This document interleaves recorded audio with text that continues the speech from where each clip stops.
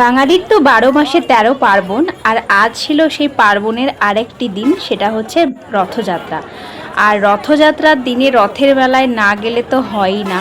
তাই আমি আর মা চলে গেছিলাম রথের মেলায়। দর্শন করে নাও কৃষ্ণনগরের রথ, হাই স্ট্রিট মোড়ে যে রথ থাকে। তো সকলে কমেন্টে জানিও জয় জগন্নাথ লিখতে ভুলো না যেন। আর এই রথের মেলায় আমরা একটু রাত করেই গেছিলাম, ভেবেছিলাম যে বোধহয় তখন একটু ফাঁকা হবে, কিন্তু 9টার পরেও এত ভিড়। আর এই রথের সামনেই ছিল কচিকাচাদের ছোট্ট ছোট্ট রথ, খুব মজা করে ওরা রথ টানতে বলছিল, আর আমরা সবাই সেই রথগুলোও টেনে নিয়েছিলাম। এই ভিড়ের মধ্যে যদিও ভিডিও করা খুবই অসুবিধাজনক, এবং নিজের জন্য তো অসুবিধা, অন্যদের জন্যও অসুবিধা।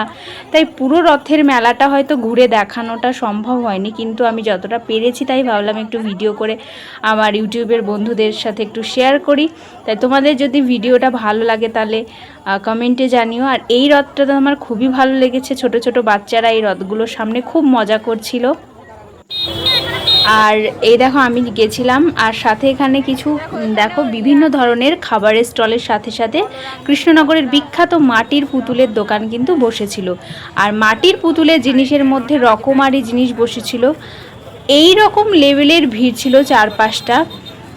আর আমরা যখন ফিরছি তখন প্রায় 10টা বেজে গেছিলো, তাই তখন অনেকটা হালকা হয়ে গেছিলো। মানে যখন গেছিলাম প্রায় 9টা বাজে, তখন যতটা ভিড় 10টার সময় ফেরার সময় তখন একটু ভিড়টা কমেছিল। চলো আজকে এটুকুনি, টাটা।